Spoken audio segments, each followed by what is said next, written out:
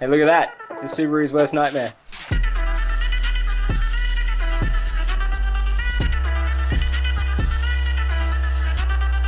Alright, so time to put the head gasket on.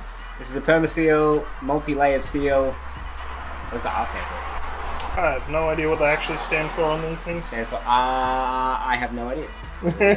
So this is a Permaseal, multi-layer steel, MLS head gasket. That's all I have to say about it. Specifically for a 25 because it has an oil gallery. Oh, yeah, right. Cool. That was easy.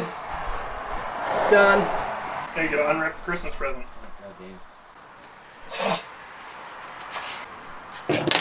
Alright, I'm just gonna lift it off and you wipe the back of the head wherever that oil has run to. Yep.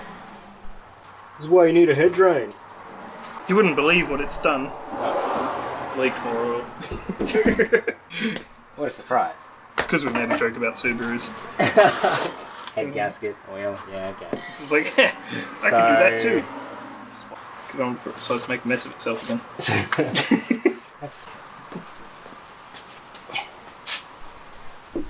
Where's it go?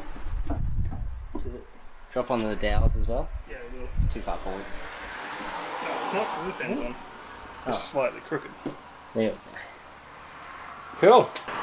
So just putting all the washers in place for the ARP Head Studs. So we're doing this differently to the people that last fit it. They got a bunch of alloy from the head stuck into the threads and left it there and torqued it up with aluminium under it. So we're putting the studs in after we put the head on this time. It's just the easy way to direct it to where it needs to go. Yeah, I suppose it's not going to like be able to flip or anything like that because it's going to be held by the yeah. Yeah. And there's lots of space for it to go either way and get stuck inside of one of the valve springs if it goes off. And it's a right pain to retrieve from there afterwards. Can I just start dropping them down? You've got to grease them up. Get a bit of grease on them and do a bit of this. Alright. So that just spreads it around from stud to stud. Yeah. Do you have to do the bottom as well? No. Dry on the block side. Not even oil? Not sure. You can if you want to, but it's not necessary and it's not directed to by their ARP instructions. A dry, clean thread is all they specify. It's a bit weird rolling two threads next to each other. Yeah, it's so satisfying though. It's just the way we're doing it on this one because it is easier. Yes, lube daddy. You can nearly do another engine with that packet. What?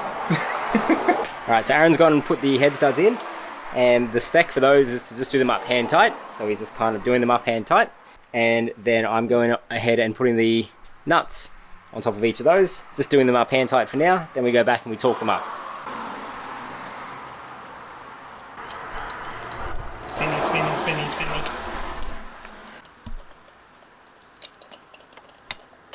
All the way down there.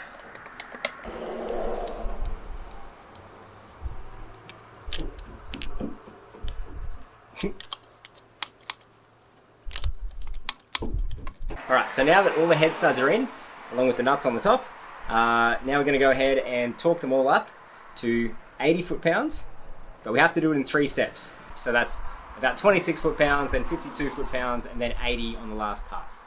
Does it matter which order we do them in as well? Yeah, same as the mains, start in the center and work your way out. Yep. Most people will go in like a circular pattern, so they'll do here, here, this one, so on and so forth. Oh, okay. Work their way out. And so we don't have to do any kind of checking the orientation because, I mean, the head studs are in there. Yeah, and the dowels, right. Head dowels align your cylinder head and your gasket. We're going to take a photo with the head gasket on. Oh well. Take it off! I've got the You're video. funny. I can get a screenshot out of it. So I've done the center 6, so I'm up to this one. Yeah. Not today, but sorry, this one? Yep. Could put a small extension on there to get it up above the cam caps, but that was weird. It was turning, then I had felt the whole thing turn. Is that just my head? Probably the washer turning slightly under it. Yeah, yeah. You can do all the harder tensions. Oh, thanks. Alright, so they're all done up to 26 foot-pounds. Now we're going to do 52 foot-pounds, or roughly thereabouts. about 70 newtons. And I did it in a clockwise pattern, you know, just for OCD's sake. Everything's turning the same way. So it's about a quarter turn. It's about a quarter turn I've worked out. Okay. So this one next. Yep.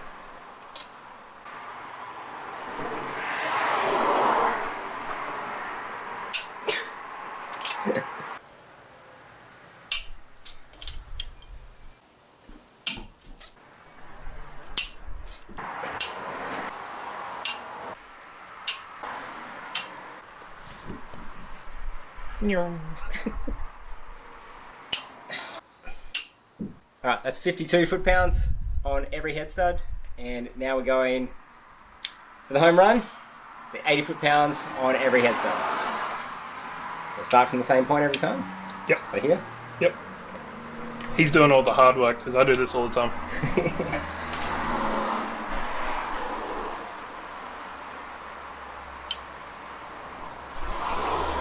Is that just the same thing, the washer? Yeah. Yeah, right. Scary. Yeah, they're not meant to turn, but they do. Oh man, this is not fun after 2 nights of arms at gym. Should try doing 3 billet main caps in an RB. Their tension to 105 foot-pound because they've got 26 head studs in the mains. And this one next? And we've got to do them up several times during the process.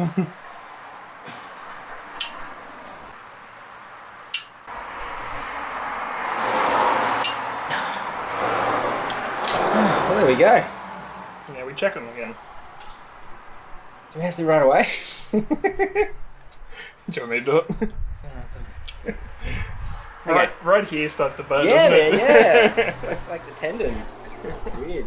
So all the head studs are now torqued up to the full 80 foot-pounds, and we did it all in the right sequence. Now I'm just going to go ahead and check them all again just to make sure they are all at 80 foot-pounds. If we missed one, we're doing it again.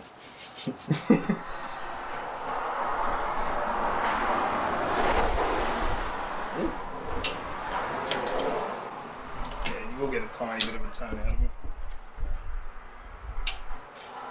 After doing it for so long, 80 foot-pounds is kind of light to me. No way. Yeah. The 14mm head stud upgrade that we do on EJs goes up to 160 foot-pound. Like most of the stuff I do is either like 90 or 110 foot. What? That would be the washer.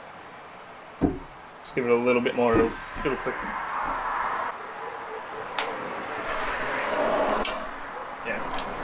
It's just that fucking washer.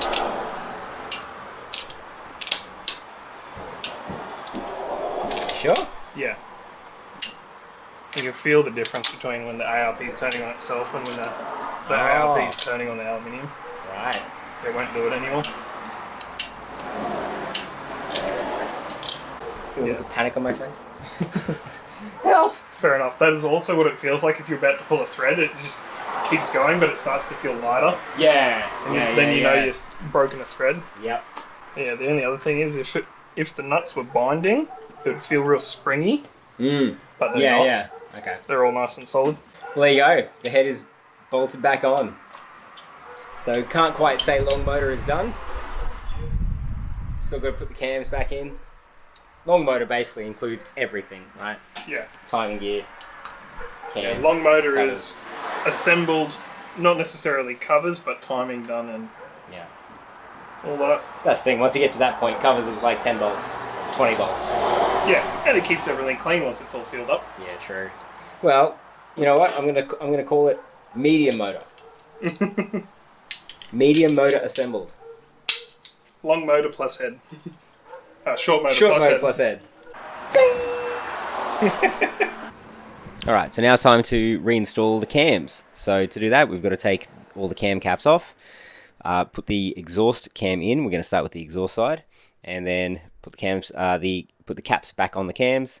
We'll start from the center and work our way outwards, just doing them up very, very slowly and precisely, because these are all apparently quite easy to break and, to potentially damage the actual cam itself. So we're going to just take our time, make sure we get this right.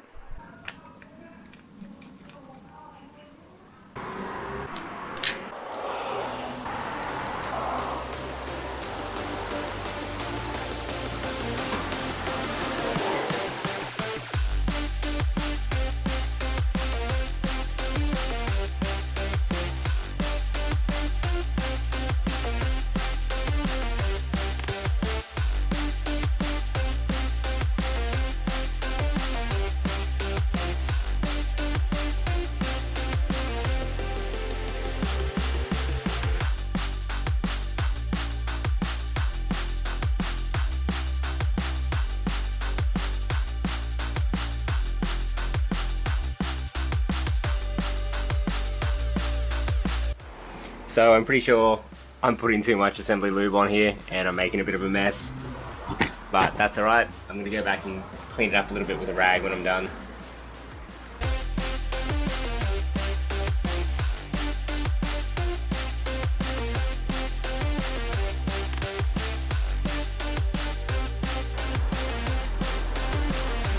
Alright, so everything on this cam is all nicely lubed up. The last thing I have to do is lube up the inside of the cam caps. So I'm going to go ahead and do that one by one. I was going to put a little bit of lube on the inside of this cam cap and just hand tighten it down into the corresponding position. I've been told it's very important to keep each cam cap in the original location. So this one has it's got a little stamp on it. This one says E2, so exhaust number 2, and so on and so forth. E2, E3, E4, E5. I'm leaving the front ones until last because I think I have to put some extra sealant on those as well. So I'm just going to do the easy ones for now, and we'll come back and we'll do number 1 at the end with the extra sealant.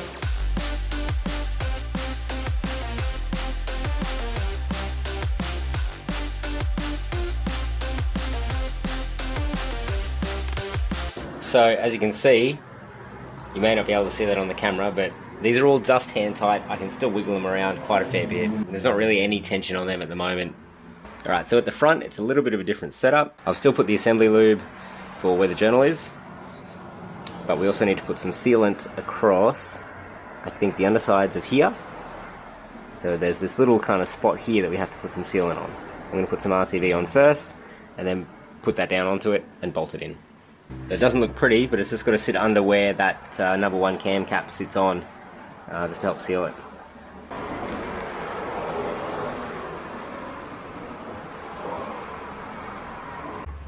Alright, so we're going to start from the center, and we're just going to do them up a little bit at a time, and work our way outwards from there.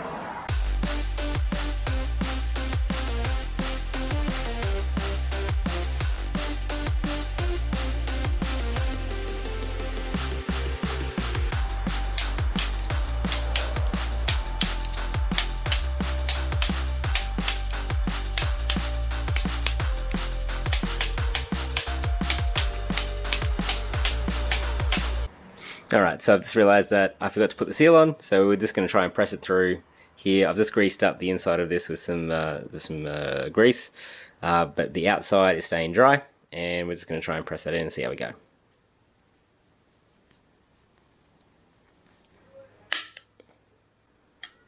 So this is the issue, is that now it's quite hard to squeeze in there. But it's actually gone in quite easily with not too much force. There's probably a better way to do it, but that worked. Okay, so that's the exhaust cam, fully installed, torqued down, and I've managed to press the seal into the front of it just there. I realised after I had everything torqued down that I hadn't put the seal in, so obviously with the intake side I'm going to make sure the seal goes in first before I do properly torque it down. So I'm going to go ahead and do the intake side now.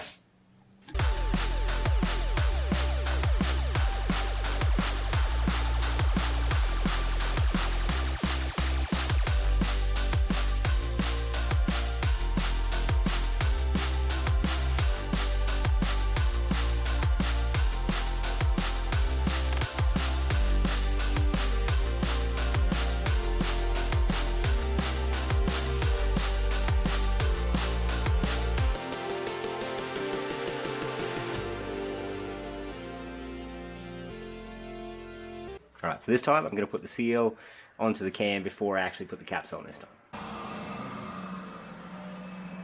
So this cam is a little bit different. This seal, there's always going to be a little bit of a gap on the inside of this seal because of the way the variable cam sits inside that little slot. So this little area here slides into the gap left between the seal and the main part of the cam there. So what I'm going to do is basically put that seal in there, torque this cap up, and then later when I put the cam gears on, that should just slide onto it.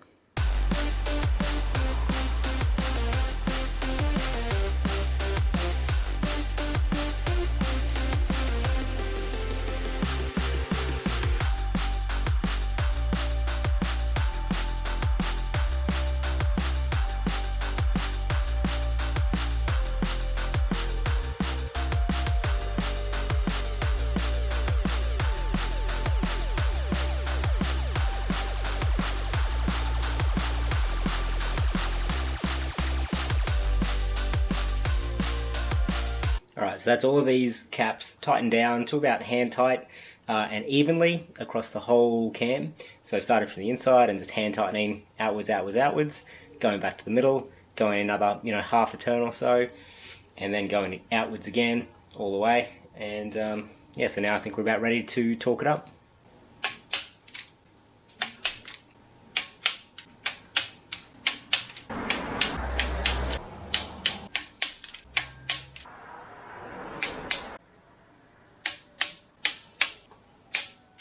Okay, so now they're all torqued up, I'm going to go and basically torque them all again just to make sure.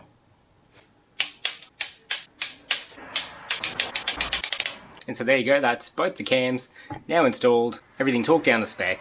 If all you wanted to know was how to install cams, that's it, that's the process done.